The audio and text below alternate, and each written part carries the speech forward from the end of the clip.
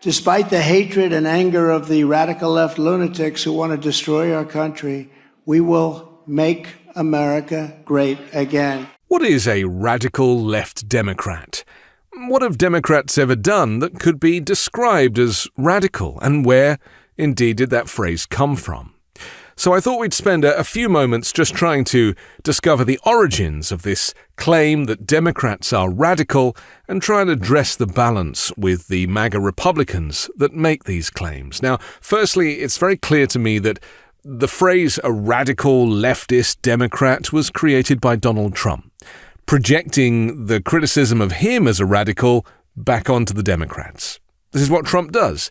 He rejects something, he rinses it, and he repeats it.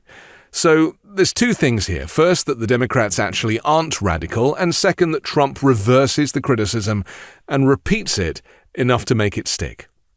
Only it's not true. Let me give you an example.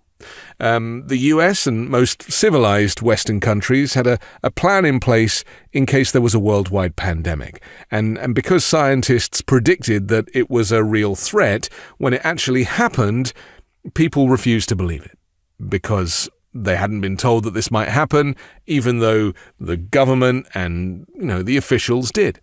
And as the threat increased and the medical advice evolved, people, Republicans, refused to accept the changing guidance, like masking and eventually vaccinating, because their populist cult leader lied about it and said it would go away. And why? Because it was an election year. And he didn't want to be distracted by a pandemic. He wanted to win the election. And so one of the world's most respected public health experts became a target of hate, and the phrase "Fire Fauci" became a thing. That's radical. Didn't come from the Democrats. It just came from Donald Trump and MAGA Republicans. And then the MAGA people branded Democrats radical for heeding public health advice that was circulating all over the world, even though 1 million people eventually died from the virus in the USA. Vaccines weren't mandated, they were recommended. Again, not radical, normal, in every country. GOP senators now are saying that they are increasingly being confronted by constituents who buy into these discredited conspiracy theories, such as the claim that Democrats stole the 2020 presidential election or that federal agents incited the January 6 attack on the U.S. Capitol. This is all radical conspiracy theories created by Donald Trump and his surrogates. Growing distrust with government institutions, from the FBI and the CIA and the DOJ to the Centers for Disease Control and National Institutes of Health. It makes it much more difficult for Republican lawmakers to actually govern because this party of Reagan has transformed into the party of Trump. And to the dismay of some veteran Republican lawmakers, it doesn't look like it's going to go back to how it was anytime soon.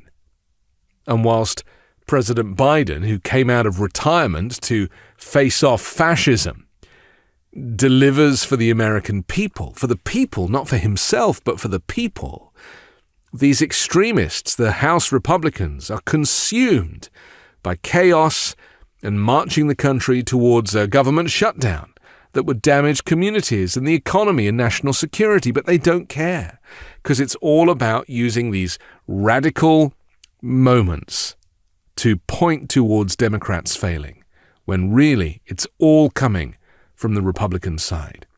And instead of following the bipartisan example of Republicans and Democrats in the Senate, extreme House Republicans continue to demand a reckless laundry list of partisan proposals as a condition of keeping the government open from an evidence-free impeachment of Joe Biden that even some of their own members don't agree with, to reckless cuts to programs that millions of hardworking families and seniors count on, to a litany of other extraneous ideological demands. The Republican Party is radicalizing against democracy.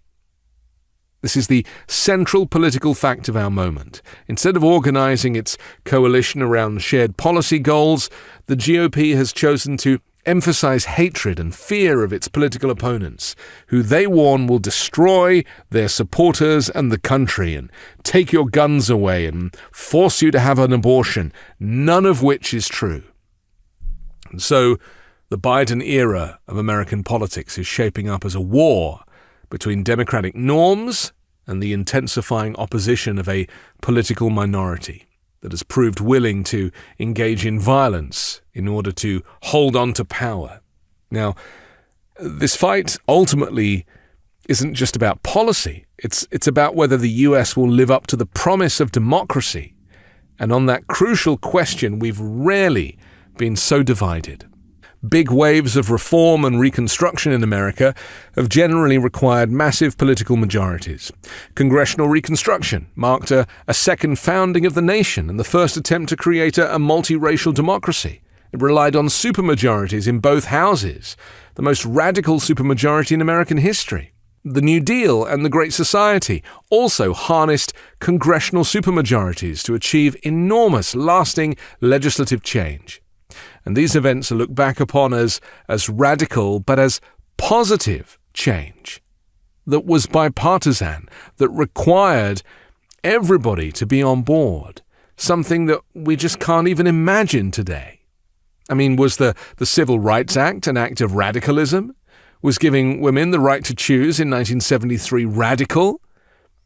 I mean, at the time, yeah, but in hindsight, no, unless you are a religious radical or far-right Christian nationalist who takes the Bible literally, like Speaker Mike Johnson, or maybe someone who just doesn't think that women or black people should be equal in society.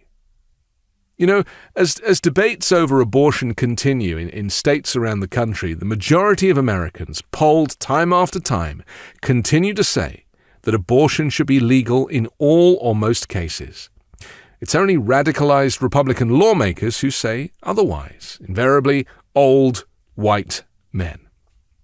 And people like Alexandria Ocasio-Cortez are branded radical because they bring forward climate change legislation. The Green New Deal, 3 words that nobody wants to say for fear of being branded radical. Meanwhile, the US is the second biggest polluter on the planet.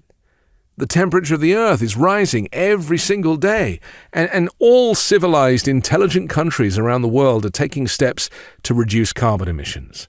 And yet MAGA Republicans think, oh, it's nothing to worry about, and they say that Democrats are radical because they want to stop drilling oil and start using the power of the sun or wind for energy.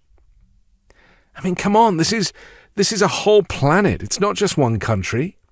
In December 2015, 195 states signed up to the Paris Climate Agreement, one of the most important pacts for international cooperation on tackling climate change. And countries are actually taking steps to deliver on it. The UK and France and New Zealand, some of the countries that have legally committed to reaching net zero emissions by 2050. I mean, in the UK, where I'm from, you can't drive your car without paying 10 or 20 or 30 pounds a day for climate change initiatives. It's just now baked in. And unless you drive electric, that's just the cost. You know, Donald Trump removed the US from the Paris Climate Accord. And as soon as Joe Biden got back in, he re-signed the agreement. As soon as he took the presidency, crucial time was lost because Donald Trump politicized climate change. Radical? Seems like it to me. Donald Trump's also promised to ban all Muslims again entering the US if he regains the presidency.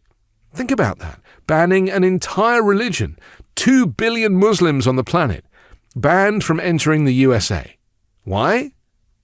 No reason. Just xenophobia, racism, hate. Again, another notch on the Republican radical post. And finally, let's talk about the people being radicalized to worship a cult leader. Donald Trump is worshipped by MAGA Republicans like a god, even though he did nothing to improve their lives. Democrats don't worship Joe Biden. They acknowledge that he's doing his best, but they also acknowledge his faults. And they also know that the greater objective is fighting fascism, choosing democracy over dictatorship. Joe Biden and the Democrats want everybody to vote. Is that radical? Republicans want to stifle voting because it's their only chance of winning. So remember, when MAGA Republicans refer to Democrats as radical, they are simply projecting their own extremism onto the other side, because deep down, all they crave is power and white patriarchal supremacy. I'm Anthony Davis. You can hear me every day on the 5-Minute News podcast, on Wednesdays co-hosting Uncovered, and on Sunday on The Weekend Show with MeidasTouch.